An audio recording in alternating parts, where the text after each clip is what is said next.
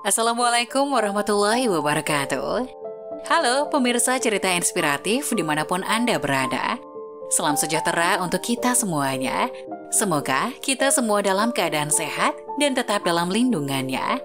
Kembali lagi dengan kami di channel Cerita Inspiratif, di mana kita akan berbagi kisah-kisah inspiratif penuh makna untuk Anda simak.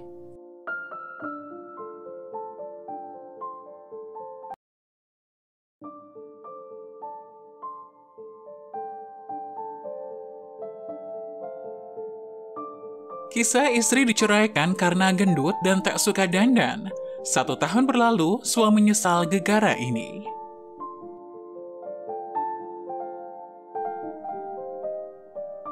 Setelah menikah, hubungan suami istri lambat laun akan diwarnai beragam ujian dan cobaan. Pernikahan sejatinya adalah mengingat kelebihan dan membuang kekurangan masing-masing pasangan. Jika salah satu masih saja mencari-cari kesalahan, alamat hubungan rumah tangga tak akan bahagia. Karena setiap hari, suami atau istri hanya sibuk melihat kekurangan pasangannya. Makan, minum, bercengkrama bersama anak hingga hubungan diranjang tak nyaman. Kondisi itu pastinya tak nyaman. Daripada menyesal, ada baiknya membangun rumah tangga dengan rasa cinta dan kasih sayang. Lupakan kekurangannya, lihat seberapa banyak kelebihan pasangan yang membuat kita bahagia. Seperti kisah yang diungkapkan seorang suami di akun Facebook Kata-Kata Kita berikut ini. Kisah penyesalan seorang suami. Aku dan istriku sudah menikah bertahun-tahun dan memiliki 3 orang anak. Tapi aku udah gak tahan sama dia. Dia gendut, jelek, gak suka dandan. Udah kayak orang yang berbeda dengan dulu waktu masih pacaran. Aku menyesal kenapa bisa menikahi istri yang jelek kayak gini.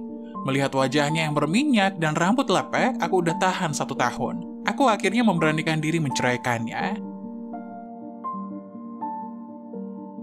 Setiap hari sepulang kerja, aku langsung melihat seluruh rambutnya lepek berantakan. Setiap hari selalu pakai daster yang sama. Dia bilang dengan begitu lebih nyaman dan lebih mudah membersihkan rumah dan menjaga anak. Sejak melahirkan, dia terus bertambah gendut dan tubuhnya kini sama sekali tidak menarik. Setiap kali melihat perutnya yang gendut, kadang kalau pergi bertemu teman-temanku, mereka kadang sampai bilang, "Istri kamu hamil lagi ya?" Aku malu bukan main.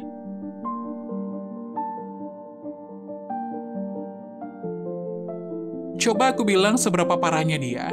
Dia nggak pernah bersihin bulu kaki atau bulu ketiaknya. Bahkan kadang dia di rumah juga tidak mengenakan pakaian dalam. Setiap malam aku tidur sama dia, aku merasa sangat tidak nyaman. Setiap melihat wajah dan tubuhnya, serta kerutan di wajahnya, aku sama sekali tidak tertarik padanya. Aku cuma pengen langsung tidur pulas.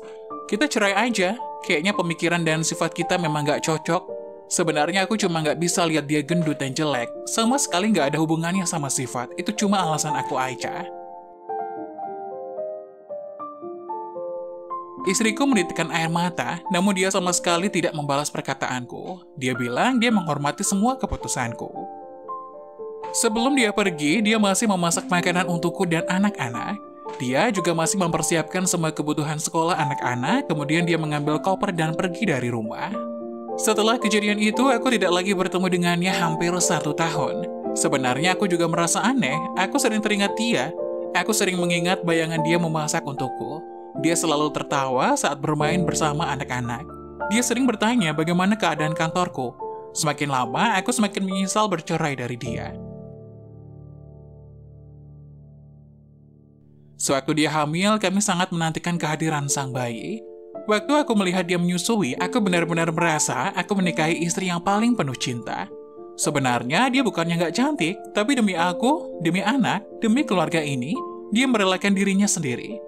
Dia sama sekali tidak punya waktu untuk merawat diri. Aku? Apa yang pernah aku lakukan untuknya? Di dalam hatinya, anak-anak selalu yang terutama. Aku selalu yang kedua. Dirinya selalu yang ada di baris paling akhir. Aku menyesal. Aku punya wanita yang demi aku rela mengorbankan segalanya. Tapi aku sangat bodoh. Aku sendiri yang membuang kebahagiaan ini. Tapi, sekarang menyesal juga tidak bisa mengembalikan lagi semuanya. Sampai suatu hari, aku berpapasan dengannya. Dia sudah berubah sangat drastis. Di depanku, aku melihat seorang wanita dengan tubuh yang sangat seksi. Dia berdandan sangat anggun, rambutnya terurai rapi, dan itulah mantan istriku. Di wajahnya, dia mengenakan makeup tipis, kemudian dia tersenyum padaku. Dia sangat amat anggun. Ternyata setelah meninggalkan aku, dia hidup dengan sangat baik. Di sampingnya ada seorang laki-laki. Aku tidak mampu berkata apa-apa. Aku cuma bisa mengangguk dan mendoakan yang terbaik untuknya. Sobat, menjadi seorang istri itu tidaklah mudah. Kita harus menghargai pasangan kita, apalagi mereka sudah banyak berkorban buat kita dan buat anak-anak kita. Coba, kapan terakhir kamu mencium dan mengucapkan aku cinta kamu sama istrimu? Pria yang menyayangi istrinya pasti tidak akan membuat istrinya kehabisan waktu untuk merawat diri. Kisah itu mengundang komentar netizen. Mereka seakan terbawa perasaan membaca kisah tersebut. Marni Rahman, semua tergantung suami. Apabila imannya kuat, ia tak mungkin melakukan hal seperti itu kepada istrinya. Rina Angel Thanos, kalau istri mau cantik, seksi, dan wangi, sediakan PRT buat bantu-bantu di rumah, biar istri bisa ke salon dan perawatan. Dikira gampang apa menjadi seorang ibu?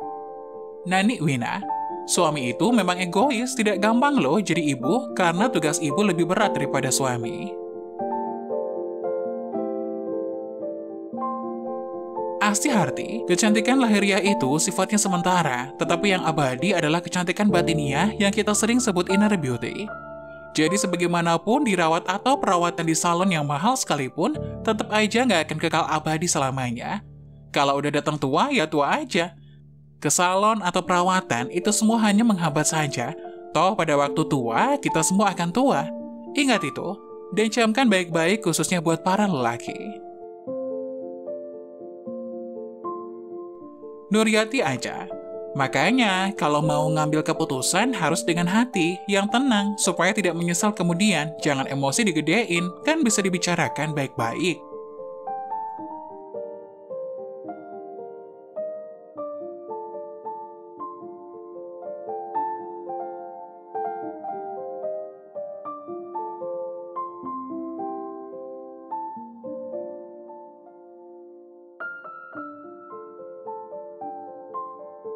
Nah, bagaimana menurut kalian?